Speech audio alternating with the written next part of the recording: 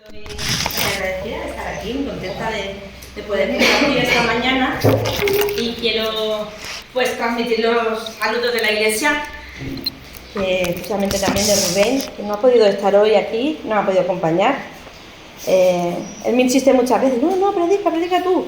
Y bueno, yo estoy aquí por obediencia al Señor en primer lugar, porque Él nos llama pues a cumplir y dar su palabra, ¿no? Entonces estoy asombrada de cómo el Señor dirige las cosas, porque ha cantado dos canciones que digo, ay Señor, pero es que tú lo has dirigido, la victoria está en Jesús. Y el último, la canción 111 que no hemos podido cantar, que no hemos recordado, pero sí lo hemos leído, ¿no? ¿De dónde va a venir mi socorro? ¿De dónde va a venir mi socorro? Y es que seguramente si os preguntara a cada uno de hoy, ya que estamos aquí, ¿has tenido algún problema esta semana? ¿Hay alguien que te ha hecho enfadar? ¿Hay una situación muy dura por la que estás teniendo que pasar? ¿Ha habido alguien que te ha hecho perder los papeles? ¿Te ha puesto tu paciencia al límite y casi explotas, pero te has controlado?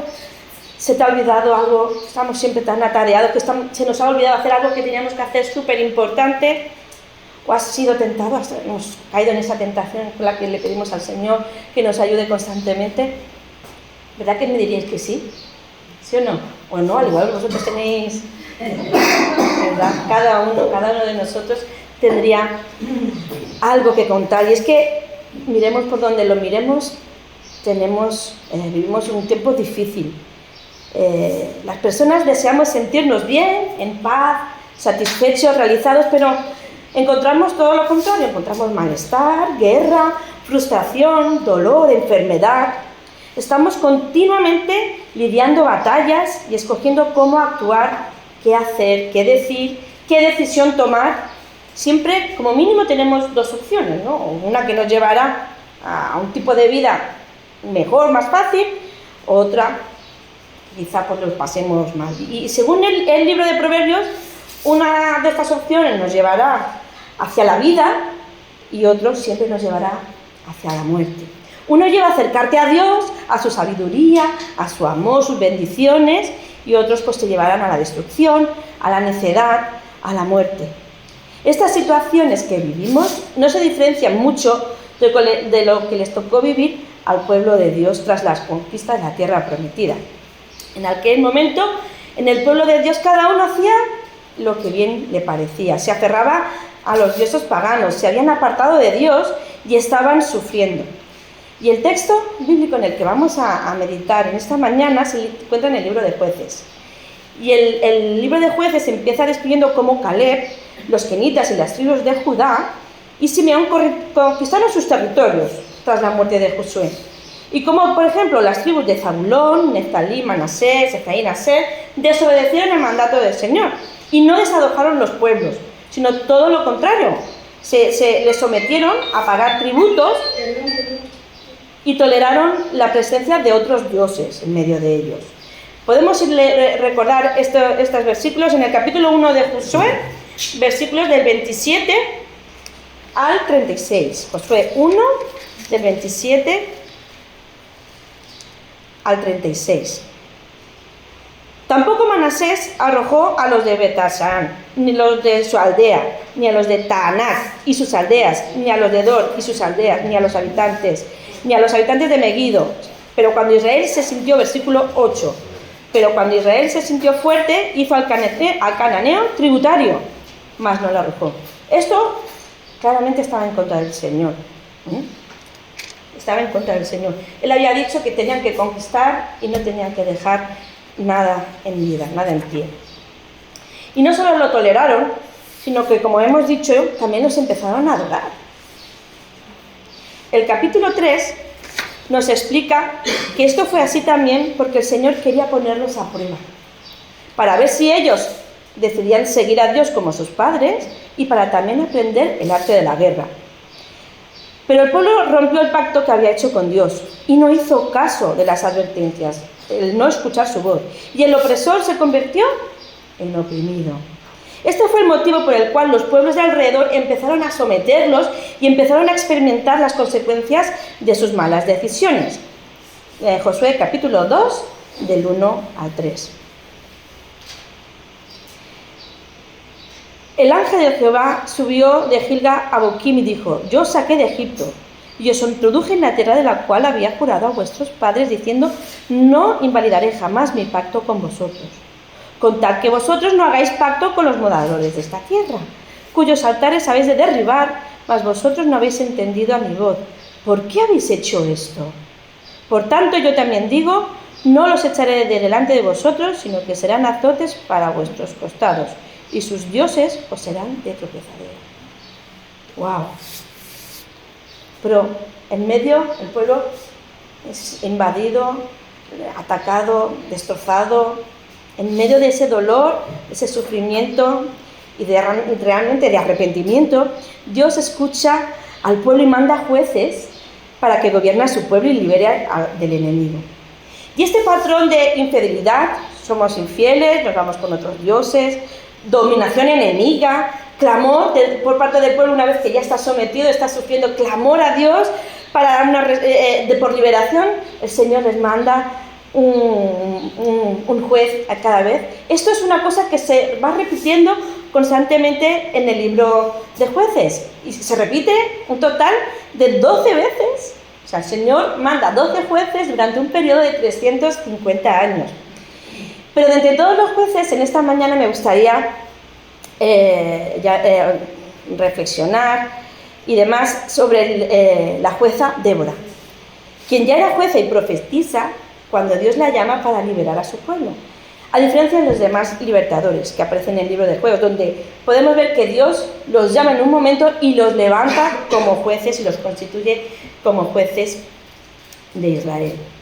Vamos a leer otra vez el Jueces capítulo 4, del 1 al 3, que es donde nos empieza a relatar la vida de Débora. ¿Quién era Débora?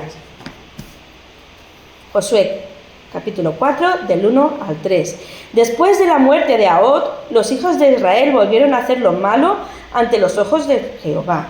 Y Jehová los vendió en mano de Jabín, rey de Canaán, el cual reinó en Azor. Y el capitán de su ejército se llamaba Sísara, el cual habitaba en Hazoret Boín. Entonces los hijos de Israel clamaron a Jehová, porque aquel tenía 900 carros errados, y había oprimido con crueldad a los hijos de Israel por 20 años.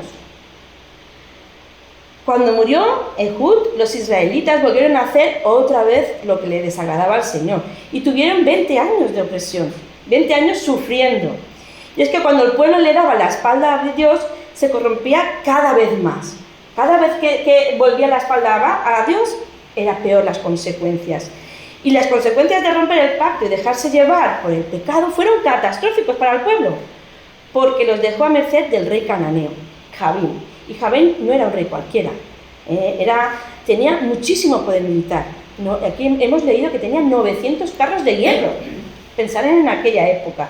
Y además no solo eso, no tenía solo los 900, sino que el pueblo cananeo tenía un tipo de armadura pues bastante peculiar. Era como las escamas de un pez, eran como escamas de metal, que eso daba flexibilidad al que lo llevaba, pero que era difícil pues poder clavar o la espada, la flecha o una piedra o lo que sea.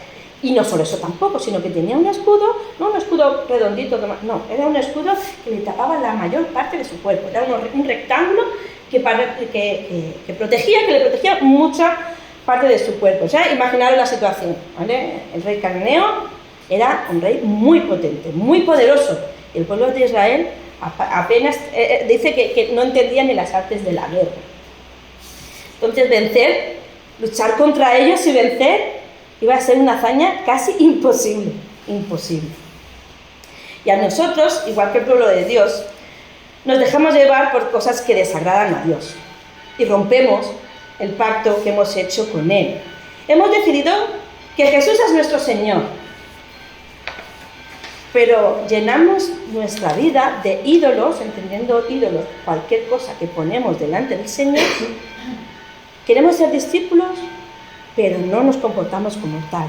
Hemos decidido seguir a Cristo y poner nuestros dones a su disposición, pero muchos de ellos se están hasta oxidando. Hemos prometido que vamos a ser buenos padres y buenas madres, que vamos a ser buenos maridos, buenos esposos, buenos hijos, prometiendo fidelidad, respeto, amor mutuo, pero dejamos espacio para cosas que nos destruyen, como la infidelidad, la pornografía, las mentiras, la falta de respeto. Y aquí cada uno podría poner una cosita. Cada uno de nosotros podemos escoger el camino que queremos vivir, como decíamos al principio, uno que nos lleve hacia la vida y otro que nos lleve hacia la muerte. Igual que también el pueblo escogió hacer cosas que iban en contra de Dios. Pero hay que tener en cuenta que nuestros actos tienen consecuencias. Nuestras decisiones acarrean consecuencias.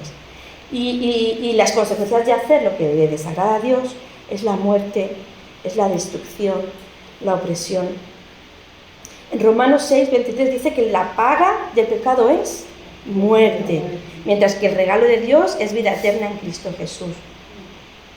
Puede que no pensemos en el resultado final de nuestras decisiones, al igual que el pueblo empezaron a aprovecharse de los tributos, pagando y demás, y al final esos actos llevaron unas consecuencias terribles. No puede ser que no nos tomemos el pecado en serio, porque Dios sí lo hace. La paga del pecado es muerte. El pecado, el desobedecer a Dios, el romper el pacto es un hecho muy importante. Dios no lo soporta. Dios no lo soporta. Por eso se enfada con su pueblo y con nosotros, por supuesto, cuando no hacemos lo que tenemos que hacer. No escogemos la mejor opción.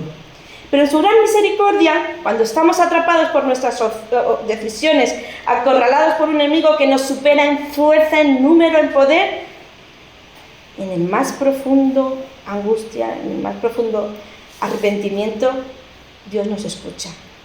Dios nos escucha. Y como hemos cantado, la victoria está en Jesús. Dios nos escucha y envía a un libertador. En este caso le da la oportunidad al pueblo de Dios de otra vez empezar de nuevo, de confiar nuevamente en sus promesas, de liberarnos de aquello que nos oprime, nos quita el poder de vivir una vida plena con el Señor. El pecado, el hacer lo que le desagrada al Señor, nos roba el propósito de Dios para nuestras vidas. Detiene nuestro crecimiento espiritual y el plan de Dios para cada uno de nosotros. Tras 20 años oprimidos por los cananeos, los israelitas suplicaron al Señor y por aquel tiempo, como dice lo que acabamos de leer, había una profetisa llamada Débora. Vamos a leer unos versículos más del capítulo 4, seguimos en el 4 y el 5.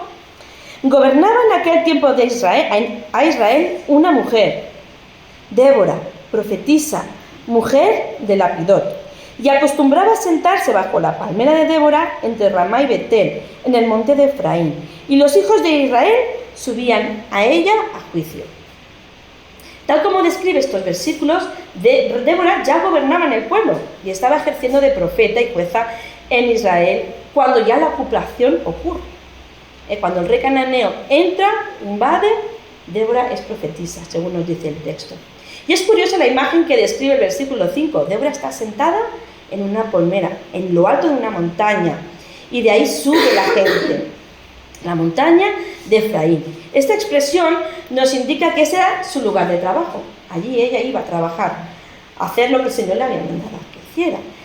Que no fue algo puntual, porque los israelitas iban a ella en busca de justicia, que tenía su base en las Escrituras y en la sabiduría de Dios.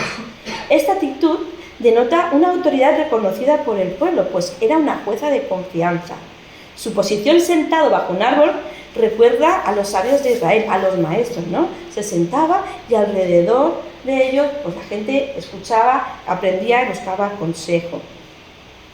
Y que mencione también la montaña de Efraín nos dice que es descendiente de la tribu de Josué. Efraín fue una de las tribus que no obedeció al Señor. Si os acordáis, al principio leíamos unas cuantas que desobedecieron el mandato del Señor, pues Efraín era una de ellas. Y se dejó pues engatusar por las costumbres y los dioses. Y me hace pensar esto, que el Señor estaba aquí dando una nueva oportunidad a la tribu de Efraín para que no lo habéis hecho antes, ahora es el momento de actuar. Ahora es el momento de resarcir el error. de no conquistar tal como el Señor había dicho que hicierais. Y es que el Señor nos da siempre segundas, terceras, cuartas, todas las oportunidades que hagan falta para cambiar, para conquistar nuestra tierra prometida. ¿Cuál es tu tierra prometida? Tu hogar, tu familia, tu iglesia, tu ciudad, el mundo. ¿Cuál es tu tierra prometida? ¿Qué es lo que el Señor os ha dicho a cada uno de vosotros? Porque el Señor nos da oportunidades para servirle, para arreglar los asuntos pendientes, para perdonar, para cumplir tu propósito de ser un hijo de Dios, para ser iglesia, y que no tengamos miedo, ni busquemos excusas. El Señor nos capacita, nos da la sabiduría para hacer lo que tenemos que hacer. ¿De dónde va a venir nuestro socorro? ¿Dónde está la victoria? En el Señor. Y solo tenemos que ver, acercarnos a la palabra. Hay muchos ejemplos, pero en esta mañana quisiera compartir con vosotros el ejemplo de Débora. Ella, una mujer escogida por Dios, profeta que predicaba la palabra, era jueza, impartía con justicia y con sabiduría, gobernadora, llevó el pueblo hacia la liberación, era esposa, era madre. Vamos a seguir con algunos versículos más, del 6 al 10. Y ella envió a llamar a Barak, hijo de Abinoam, de Cedes de Neftalí, y le dijo: ¿No te ha mandado Jehová, Dios de Israel, diciendo: ve, junta a tu gente en el monte de Tabor, toma contigo 10.000 hombres de la tribu de Neftalí y de la tribu de Zabulón? Y yo atraeré hacia ti el arroyo de Cisón a Sísara, capitán del ejército de Javín, con sus carros y sus ejércitos los entregaré a tus manos. Barak le respondió: si tú fueras conmigo, yo iré, pero si no fueres conmigo, no iré. Ella dijo: iré contigo, mas no será tuya la gloria de la jornada que emprendes, porque en mano de una mujer venderá Jehová Sísara. Y levantándose Débora, fue con Barak a Cedes, y junto a Barak, a Zabulón y a Neftalí en Cedes, subió con 10.000 hombres a su mando, y Débora subió con él. Es importante aquí señalar las palabras de Débora. No sé si os habéis dado cuenta, pero el mensaje hacia Barak parece que ya había sido entregado anteriormente. Dice: no te he dicho ya, no has recibido ya el mensaje de parte de Dios que tienes que hacer algo, porque no lo estás haciendo.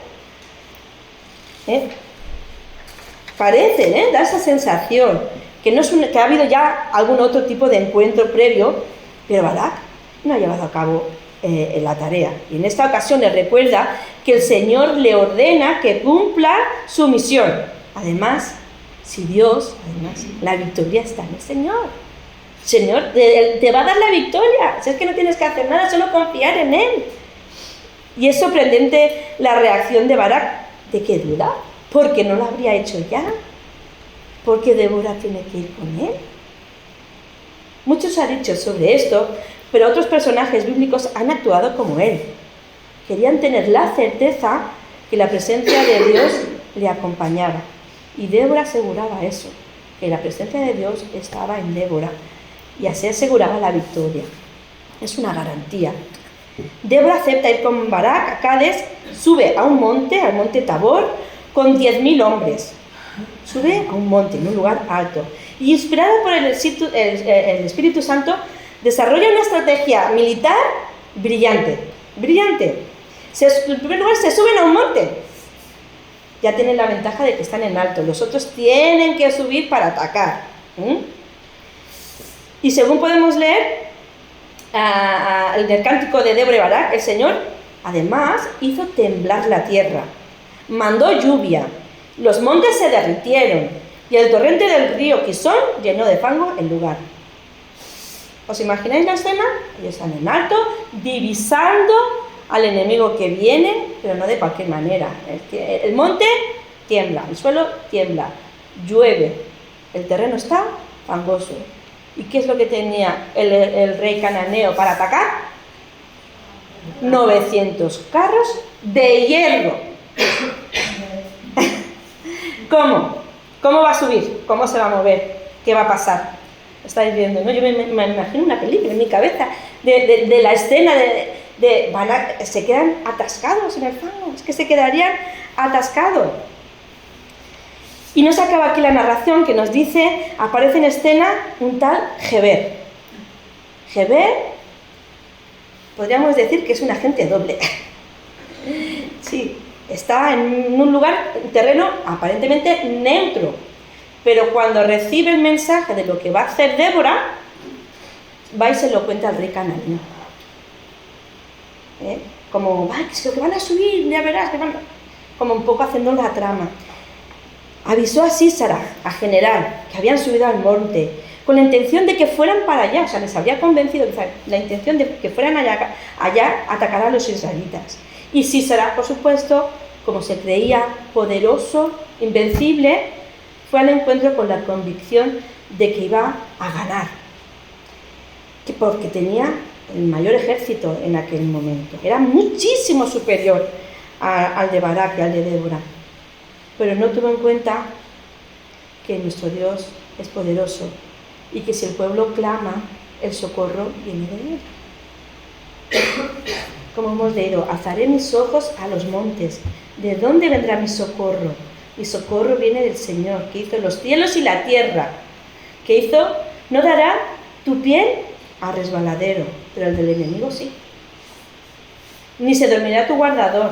He aquí no se adormecerá el que guarda a Israel. No se adormecerá el que guarda a la iglesia. No se adormecerá.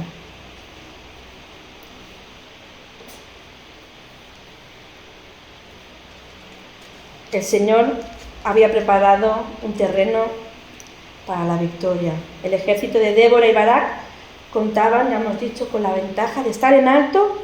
Las lluvias y el torrente habían dejado un terreno fangoso. El Señor, además, pensar no solo los carros, sino la armadura pesada, los escudos.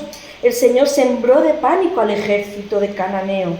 Y todo el ejército, casi todo el ejército, cayó a filo de espada. Porque Sísara, como nos dice el texto, consiguió huir. Se escondió en casa. ¿En casa de quién? En casa de Geber, nuestra gente doble. Y allí, haciéndole creer que estaba en un lugar seguro, Jael, la mujer de Geber, mató a Sísara. Lo mató, clavándole una estaca de las tiendas en la sien. Y tal como había prometido el Señor, la victoria se la entregó a la mujer y le dio el triunfo a Israel. La historia de Débora nos enseña que debemos confiar en Dios en tiempos difíciles, que debemos ser valientes para ocupar el lugar al que Dios nos ha llamado. Dios no puede levantar como nos puede levantar a cada uno de nosotros, como levantó a Débora como su instrumento para servir a Dios, guiar a las personas a que lo conozcan, crecer espiritualmente y que puedan ganar las batallas que nos presenta la vida. Débora llegó hasta donde llegó porque el Señor la llamó, por su disposición a servir al pueblo. Y a cada uno de nosotros también nos llama el Señor. Solo quiere gente dispuesta, hombres y mujeres dispuestas a servirle. El Señor había depositado en ella unos dones especiales y porque además tenía una familia que lo apoyaba. Porque no hemos hablado de Lapidot, su marido, que poquito a poquito se menciona en la Biblia. Pero, ¿dónde pensáis que recibió la formación Débora? En la antigüedad, ¿quién era el encargado de enseñar en casa? Su marido. Ella estudió en la universidad de su hogar.